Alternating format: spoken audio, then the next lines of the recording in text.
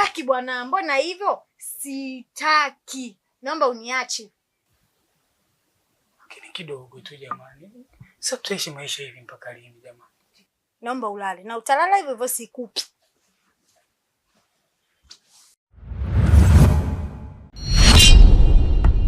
Usiku nje unafanya nini?